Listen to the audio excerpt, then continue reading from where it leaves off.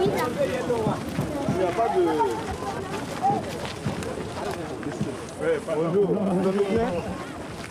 Thomas Sankara, capitaine de 35 ans. Président de la Haute-Volta, il a pris le pouvoir par un coup d'État le 4 août 1983.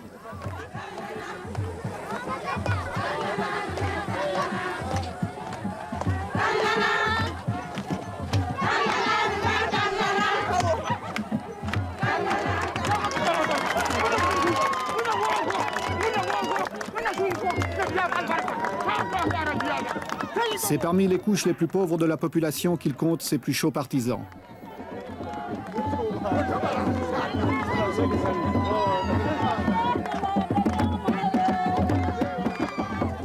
Malgré son jeune âge, son engagement politique n'est pas récent. En 1980, il est secrétaire d'État à l'information sous l'avant-dernier régime avant de démissionner. Puis, participant au coup d'État du dernier président, le commandant médecin Jean-Baptiste Ouédraogo, il devient Premier ministre, est arrêté, libéré et fait le coup d'État. Sitôt au pouvoir, il veut galvaniser les foules en utilisant un langage où le slogan incantatoire tente de faire passer les mots d'ordre. Chacun doit se convaincre que c'est un changement révolutionnaire.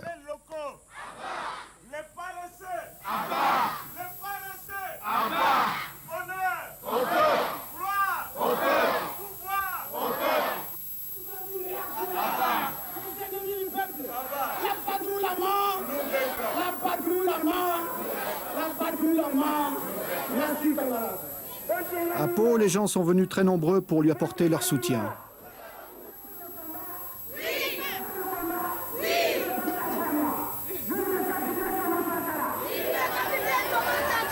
Camarades,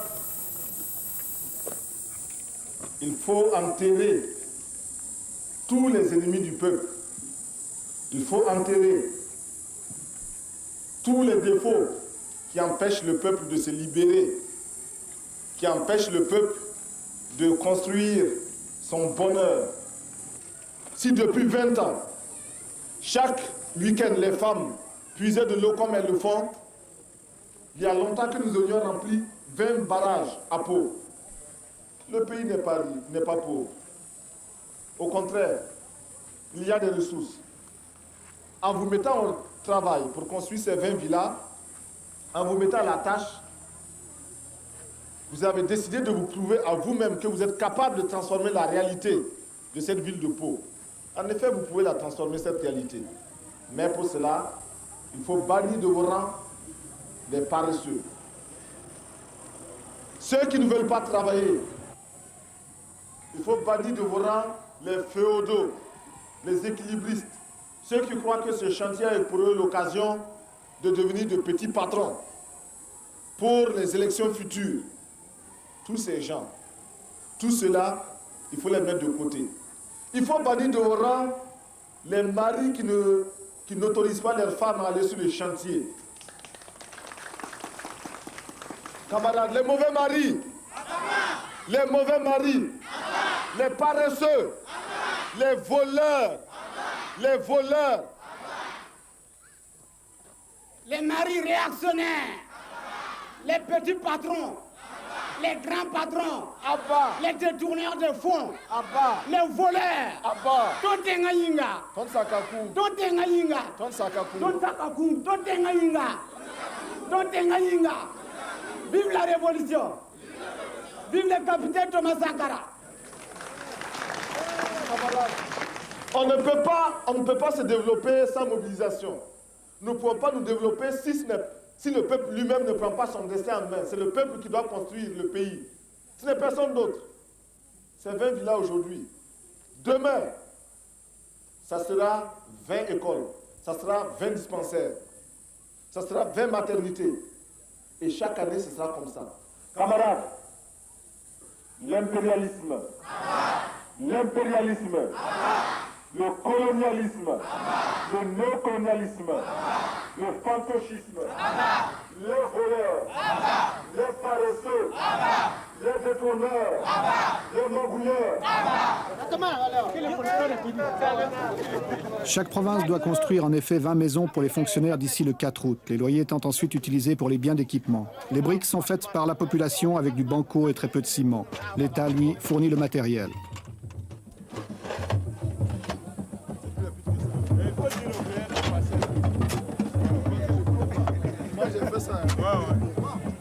Afin d'entretenir le moral de ceux qui travaillent, le capitaine Sankara multiplie les visites de ses chantiers en mettant chaque fois la main à la pâte.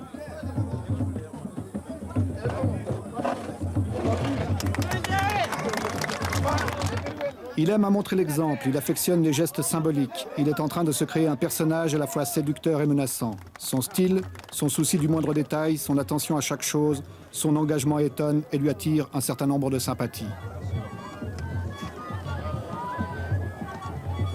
Il ne faut pas que ça piétine, quoi. L'approvisionnement doit être rapide. Maintenant, il faut penser à la toiture.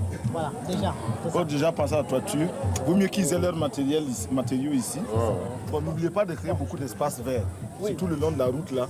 Beaucoup d'espaces verts, des fleurs, des petits bancs. Si vous êtes ici, faites des petits bancs en béton, là. Des bancs publics. À la tête des chantiers du 4 août, il a mis des gens considérés comme peu favorables à son régime. Ceux-ci sont ainsi mis à l'épreuve. C'est une dernière chance qui leur est offerte de s'intégrer. Le chef de chantier, c'est le camarade Traoré. C'est un ingénieur agronome, c'est ça, hein? Oui, c'est ça. Bon, alors un ingénieur agronome qui est mis sur ce chantier-là pour participer activement, concrètement à la révolution. Et pourquoi est-ce qu'on l'a choisi lui? Mais comme la révolution n'exclut personne, mais donne à chacun la possibilité de se faire ou de se refaire, eh bien, lui est envoyé sur ce chantier-là.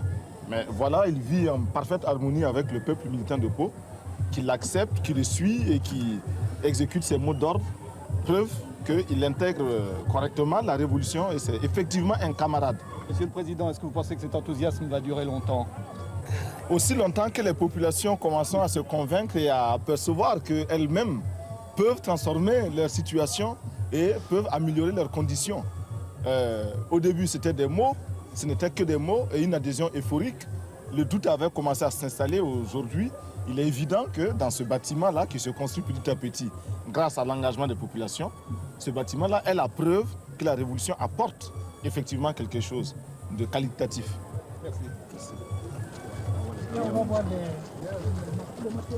Pour surveiller et encadrer le chantier, un commissaire politique a été nommé. Il peut s'appuyer sur les CDR, Comité pour la défense de la Révolution, formés surtout de jeunes très actifs. Dès son accession au pouvoir, le capitaine Sankara a effrayé certains milieux qui le considèrent comme étant l'homme de Kadhafi, l'homme de la Libye. L'homme de la Libye, peut-être que la Libye a des hommes. En tout cas, il n'en a pas ici. En tout cas, ce n'est pas moi. Je suis au contraire un voltaïque qui connaît ses réalités, la misère de son peuple, et qui voit aussi comment ailleurs d'autres ont eu le courage de prendre leurs responsabilités. N'ont pas honte de dire que nous traitons avec Kadhafi, n'ont pas honte de dire qu'à certains moments, il nous a aidés à notre demande, et quand certaines de ces aides ne nous convenaient pas, nous le lui avons dit. Mais de là à dire que nous sommes influencés par Kadhafi, c'est absolument faux. Absolument faux parce que nous ne faisons pas ici ce que fait la Libye. D'abord, la Volta n'est pas la Libye. Ensuite, moi, je ne suis pas Kadhafi. Les voltaïques ne sont pas libyens. Cela est très important. Nos positions n'ont pas toujours plu. Mais nous voilà nous connaissons un dilemme. Soit taire nos positions que nous considérons comme vraies, donc taire la vérité. La vérité, c'est ce que chacun de nous a sa vérité, bien sûr. Nous n'avons pas la vérité absolue. Donc, consciemment mentir pour bénéficier des grâces de ceux qui peuvent nous aider ou de nos partenaires qui sont délicats et puissants. Ou alors leur dire la vérité dans la conviction, dans l'intime conviction que nous rendons service à notre peuple et à tout autre peuple. Aux Nations Unies, nous sommes membres du Conseil de sécurité des Nations Unies, nous recevons aujourd'hui des pressions multiples, multiformes pour orienter nos votes, pour orienter nos prises de position aux Nations Unies. Pouvons-nous nous taire lorsque l'on agresse un pays parce qu'il est petit? Pouvons-nous nous taire lorsque l'on envahit un autre pays? Nous estimons que si nous sommes aux Nations Unies et au Conseil de sécurité, et si nous n'y sommes pas simplement pour compléter les effectifs et pour la foire, nous devons avoir le courage de dire au nom des peuples qui nous ont fait confiance, car il s'agit de vote, et la Haute-Volta a eu plus de 104 pays qui l'ont élu, nous devons représenter leurs intérêts. Et en particulier, ces pays non alignés qui ont massivement voté pour la Haute-Volta, nous devons quotidiennement, constamment, courageusement défendre les intérêts des non alignés d'une manière particulière, mais d'une manière générale de tous les peuples qui s'indignent Si nous ne voulons pas que le Conseil de sécurité des Nations Unies et les Nations Unies en général deviennent une caisse de résonance manipulée par quelques tambourinaires puissants, il nous faut, nous, membres, y exercer tout notre droit, même s'il est limité du fait que quelques-uns ont un veto qui est omniprésent. Nous avons donc des pressions. Mais malgré tout, une grande puissance comme la France, comme les États-Unis ou comme l'Union soviétique, s'ils décident de retirer une partie de l'aide qu'ils vous apportent actuellement, peuvent vous mettre dans de graves difficultés intérieures. Mais c'est vrai. C'est la raison pour laquelle nous sommes obligés de lutter contre l'impérialisme et ses manifestations. L'impérialisme, aujourd'hui, sait qu'il est très important, il est plus utile pour lui de nous dominer culturellement, beaucoup plus que militairement. La domination culturelle est la plus souple, la moins coûteuse, la plus efficace. Et c'est pourquoi nous disons qu'aujourd'hui, pour renverser le régime de Haute-Volta, il n'est peut-être pas nécessaire d'amener des mercenaires puissamment armés. Il suffit simplement d'interdire l'importation du champagne ou du rouge à lèvres, je ne sais pas, ou des vernis à ongles. Cela suffit à nous renverser. Parce que la petite bourgeoisie aujourd'hui est convaincue qu'elle ne peut se passer de ces produits-là. Eh bien, il nous faut travailler à décoloniser les mentalités. Nous travaillons à reconditionner notre peuple, à accepter de vivre tel qu'il est, à ne pas avoir honte de ces réalités, à s'en contenter et même à s'en glorifier. C'est bien si les autres vivent comme cela, mais c'est normal que nous vivions autrement. Nous l'avons choisi. Et nous n'avons pas hésité à dire à d'autres pays, par exemple l'Union soviétique, que nous refusions une aide de l'Union soviétique qui n'était pas, de notre point de vue, à la hauteur de notre attente. Nous nous sommes expliqués et je pense que nous nous sommes compris. Mercredi, jour de réunion du Conseil des ministres. Ceux-ci s'y rendent dans leur nouveau véhicule de fonction.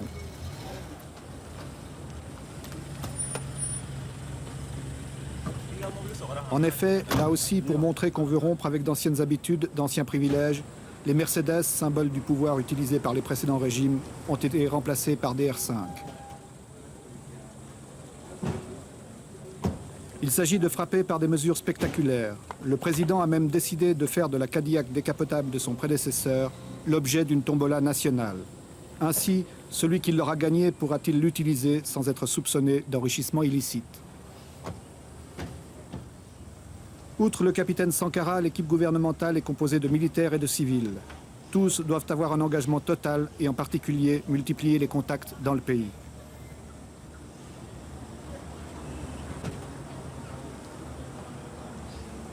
Tous les ministres civils ou militaires sont armés. Ils ont reçu une Kalachnikov que certains emportent même aux réunions du Conseil. Chacun a d'ailleurs suivi un entraînement militaire pendant quelques jours. La vigilance est de mise pour chacun dans un climat d'insécurité. Autre mesure de précaution, les lieux où se tiennent les conseils des ministres changent constamment. Ils ne sont connus qu'une demi-heure avant l'heure prévue. Le travail des ministres est chargé. Le programme qui est proposé aujourd'hui est austère, difficile. Pour toute l'équipe gouvernementale, il va représenter un effort considérable. Là aussi, chacun doit avoir ses dossiers bien préparés, bien étudiés. Le capitaine veille à l'engagement de chacun de ses ministres. La révolution, si elle promet un avenir radieux, elle part d'abord de sacrifices permanents. Et ces sacrifices, nous sommes décidés à les assumer. Et nous formons quotidiennement notre peuple à les accepter. Nous savons qu'ils sont lourds, très lourds. Ces sacrifices, nous avons demandé aux fonctionnaires de renoncer à une partie de leurs indemnités, parce qu'ils sont des privilégiés. Cela, vous vous en doutez, ne peut pas être bien accueilli partout. Ces sacrifices, nous demandons aux voltaïques de se mobiliser. Si ailleurs, si dans certains pays, on a pu détourner un fleuve, en Volta, nous pouvons bien le faire parce que nous avons des bras aussi vigoureux. Ces sacrifices, nous les imposons au gouvernement, aux membres du gouvernement auxquels nous imposons un rythme de vie, un train de vie très modeste. Nos ministres ne sont pas autorisés à voyager en classe première, en première classe dans les avions. Ils prennent les classes touristes. Et même quand il est possible de les faire voyager par les avions charter, nous le faisons. Nous avons suspendu pour une longue période les brasseurs d'air, l'air conditionné dans les bureaux, etc.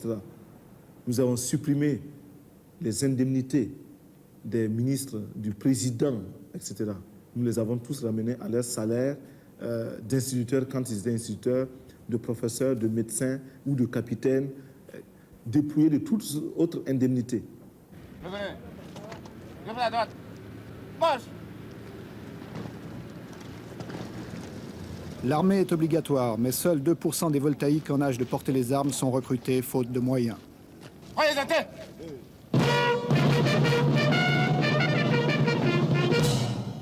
En Haute-Volta, c'est une chance et un privilège comme ailleurs en Afrique que de devenir soldat. Cela assure du travail et un salaire garanti.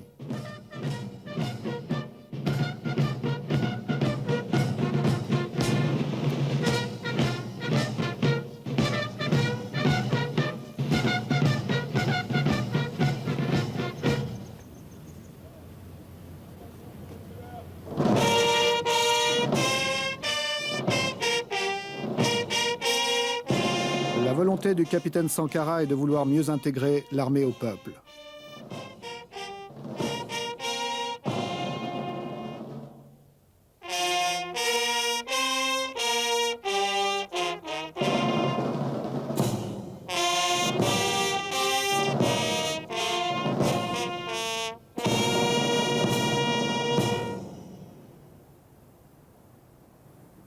Nous avons donc nous refaisons notre service national. Au lieu de 18 mois, il sera maintenant de 12 mois. Mais au lieu d'être simple, exclusivement militaire, le métier des armes, 18 mois, et après on en garde certains, les autres sont renvoyés, non. Ce sera un service où il faudra apprendre bien sûr le maniement des armes pendant un certain temps, une période donnée, mais une autre période, à peu près les 3/4 du temps du service, ces 3/4 seront consacrés à la production. Sous l'encadrement militaire, bien sûr. Pourquoi nous faisons cela? D'abord, nous disons que la défense du peuple incombe au peuple. Et il faut que le peuple se mobilise, il faut que le peuple soit en armes, car nos ennemis sont nombreux, tout le monde n'acclame pas la révolution voltaïque, et tout le monde n'a pas entré l'âge de guerre contre nous. Et aussi, nous estimons qu'il n'est pas question de confier la défense du peuple à une minorité, si spécialisée soit-elle. Non, c'est le peuple qui se défend. Et c'est le peuple qui décide de faire la paix quand il ne peut plus poursuivre la guerre. C'est le peuple qui décide du budget de l'armée. C'est le peuple qui décide de ce que doit être l'armée. Il ne faut pas qu'il y ait une armée, une aristocratie au-dessus du reste du peuple. Nous voulons casser cela. Et même nos galons, nous voulons transformer tout cela pour que l'armée, enfin le militaire se fonde dans son peuple. Mais les militaires voltaïques auront à produire, à participer à la production agricole, plus tard industrielle, et d'une manière générale à la vie économique. Et déjà, nous enregistrons des succès, des résultats très, très, très positifs dans toutes les casernes, répondant à un mot d'ordre que nous avions lancé il y a un certain nombre, il y a quelques mois. Les militaires se sont mis à construire des poulaillers et procèdent à un élevage des poulets qui est de plus en plus intéressant. Quelle était la consigne pour les soldats? La consigne était un quart de poulet par militaire et par semaine. C'est un minimum. Nous savons que si ce quart de poulet par militaire et par semaine est réalisé, il y a une amélioration de l'alimentation. Il y a aussi un désintéressement de cette couche de salariés réguliers que sont les militaires par rapport au marché du poulet, de la volaille, ce qui va nécessairement baisser le prix de la volaille pour d'autres clients que sont les civils. Et puis, l'effet d'entraînement, c'est que le militaire qui le fait pour lui-même, qui le fait parce que son chef lui a donné l'ordre de le faire, sera tenté de le faire pour lui-même à domicile. Et puis, forcément, cela fera tache d'huile. Bon, du reste, déjà, certains militaires ont estimé que ce mot d'ordre, un quart de poulet par militaire et par semaine, n'est pas suffisant. Et ils font un demi-poulet. Et il y en a même qui prétendent qu'ils feront un poulet par militaire et par semaine. Nous ne demandons que cela, parce que la révolution, c'est aussi vivre dans l'opulence, c'est vivre dans le bonheur, mais le bonheur et l'opulence pour tous, non pas pour quelques-uns.